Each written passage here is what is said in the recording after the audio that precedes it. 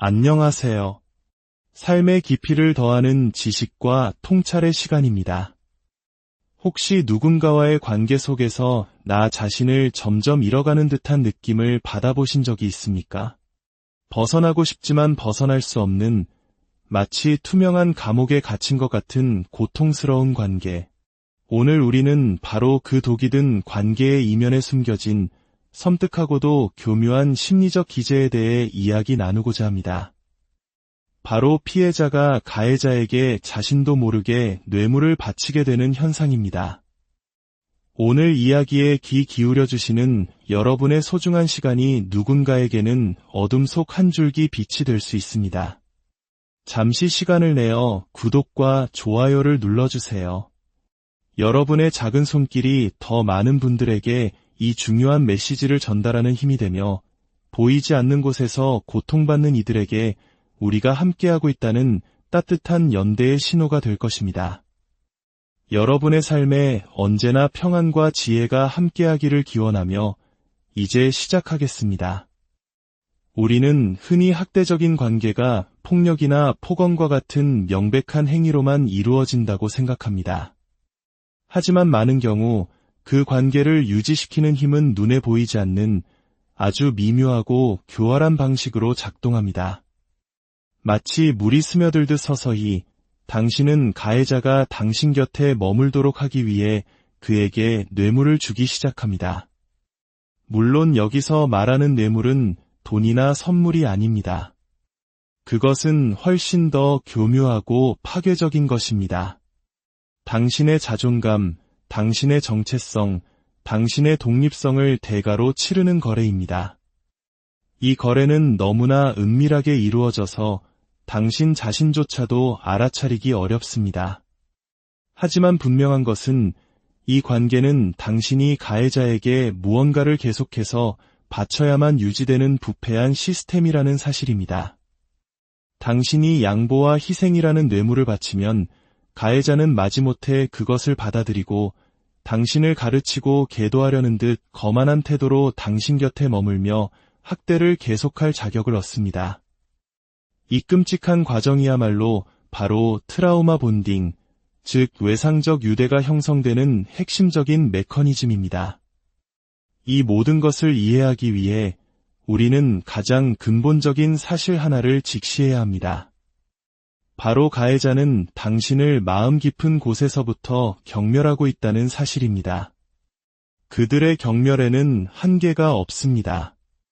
왜냐하면 그들의 눈에 당신은 자신보다 열등하고 나약하며 한심한 존재이기 때문입니다. 심리학에서는 이를 투사라고 설명하기도 합니다. 가해자는 자기 자신이 인정하고 싶지 않은 수치스럽고 나약한 내면의 모습들을 모두 당신에게 던져버립니다. 마치 거울에 비친 자신의 추한 모습을 보고 거울 자체를 비난하는 것과 같습니다. 그렇게 당신은 가해자의 모든 부정적인 특성을 뒤집어 쓴 존재가 됩니다. 결국 가해자가 당신을 경멸하는 이유는 두 가지로 요약될 수 있습니다. 첫째, 그들은 스스로를 모든 면에서 당신보다 우월한 존재라고 여기기 때문입니다. 둘째, 혹은 그들은 스스로를 도덕적으로나 윤리적으로 훨씬 더 뛰어난 사회적인 인간이라고 생각하기 때문입니다. 겉으로는 어떤 말을 하든 얼마나 화려한 사랑의 연극을 펼치든 그 저변에 흐르는 진실은 바로 경멸입니다. 혐오, 심지어는 반감에 가까운 감정입니다. 그런데도 가해자가 당신을 떠나지 않는 이유는 무엇일까요?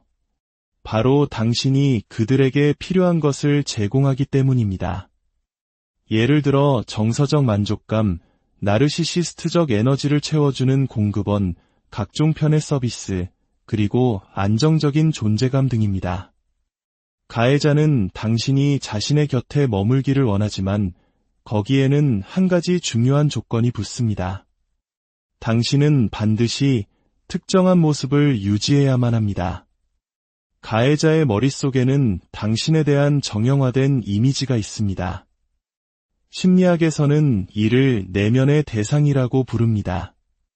가해자의 마음속에 존재하는 당신의 모습은 무력하고 의존적이며 순종적이고 나약하고 어리석고 감정 기복이 심하고 늘 아프고 병든 모습입니다. 이 내면의 대상은 가해자에게 매우 중요한 역할을 합니다. 바로 당신이라는 열등한 존재와 비교함으로써 자기 자신이 신처럼 우월하다는 환상을 유지하게 해주는 도구이기 때문입니다. 당신에게 온갖 열등한 특성을 부여하고 깎아내림으로써 가해자는 자신의 비대하고 비현실적인 자아상을 지탱하는 것입니다. 이것은 어쩌면 우리 사회 속에서 만연한 갑질의 심리와도 맞닿아 있는 부분일지도 모릅니다. 타인을 짓밟음으로써 자신의 우월함을 확인하려는 비뚤어진 욕망 말입니다. 그렇기 때문에 가해자는 당신이 바로 그 내면의 대상에 완벽하게 부합할 때 당신에게 보상을 내립니다. 칭찬하고 사랑을 속삭이며 당신을 격려하고 당신을 설득합니다. 마치 조각가가 돌을 깎아 원하는 형상을 만들듯 당신을 그들이 원하는 모습으로 빚어가는 것입니다. 당신이 의존적인 모습을 보일 때, 학습된 무기력을 드러낼 때, 순종적일 때, 그들을 찬양할 때, 나약함을 보일 때, 당신의 무지함을 드러낼 때, 감정적으로 불안정할 때, 정신적으로나 육체적으로 아플 때, 가해자는 당신을 가장 사랑합니다. 왜냐하면 바로 그 순간 당신은 그들의 우월함을 증명하는 가장 확실한 증거가 되기 때문입니다. 저 사람을 봐, 저렇게 어리석으니 내가 얼마나 똑똑한가. 저렇게 나약하니 내가 얼마나 강한가. 저렇게 아프니 내가 얼마나 건강한가. 저렇게 의존적이니 나는 얼마나 독립적인가. 당신은 가해자의 신성함과 완벽함을 증명하기 위한 비참한 측정 도구가 되어버립니다. 당신이라는 존재는 그들의 위대함을 더욱 빛나게 하는 배경이 될 뿐입니다. 그런데 만약 당신이 이 각본에 저항한다면 어떻게 될까요? 만약 당신이 가해자의 머릿속에 있는 나약한 내면의 대상에 도전한다면 그것은 곧 배신으로 간주됩니다. 이 기만적인 공유된 환상 속에서 당신의 자율성과 주체성은 배신의 다른 이름이 됩니다. 당신이 강해지면 당신은 그를 배신하는 것입니다. 당신이 독립적이 되면 당신은 그를 배신하는 것입니다. 당신 스스로 무언가를 결정하고 자신만의 친구를 사귀고 더 이상 무력하지 않고 강인한 모습을 보이고 지적이고 안정적이고 건강한 모습을 보일 때 가해자의 눈에 당신은 이 공유된 세계를 파괴하려는 배신자로 비칩니다. 마치 둘만의 종교에서 이탈하려는 이단자처럼 말입니다. 슬프게도 대부분의 피해자들은 이 압박에 굴복하고 맙니다. 그들은 기꺼이 연기를 시작합니다. 도움이 필요한 연약한 여인, 순종적인 아내, 어리석은 파트너, 스승의 가르침이 필요한 제자, 늘 아파서 보살핌이 필요한 환자의 역할을 말입니다. 하지만 어떤 역할이든 오랫동안 연기하다 보면 결국 그 역할 자체가 되어버립니다. 당신은 그 역할을 내면화하게 되고 그것은 당신을 정말로 무력한 사람으로 만들어버립니다. 가해자를 곁에 두기 위해 그가 만들어 놓은 열등한 존재의 역할을 수행하며 끊임없이 뇌물을 바치는 행위, 당신의 자율성, 독립성, 힘, 회복탄력성, 장점, 재능, 기술 등 당신의 모든 것을 부정하고 억누르고 파괴하는 행위. 결국 당신은 자기 자신의 껍데기만 남은 존재, 당신이 아닌 다른 누군가가 되어버립니다. 이렇게 가해자를 떠나지 못하게 하려는 필사적인 노력은 결국 당신의 제2의 천성이 되고 과거의 당신, 진짜 당신의 정체성을 완전히 대체해버립니다. 그리고 어느 날 아침 눈을 떴을 때 당신은 깨닫게 될 것입니다. 나는 더 이상 존재하지 않는구나. 나는 단지 가해자라는 감독이 연출하는 길고 긴 영화 속의 허상, 종이 위의 글자, 스크린 속의 이미지일 뿐 결코 실제가 아니었구나. 당신은 그렇게 사라져 버린 것입니다. 오늘 이 이야기가 마치 당신의 이야기처럼 들리셨다면 부디 기억하십시오.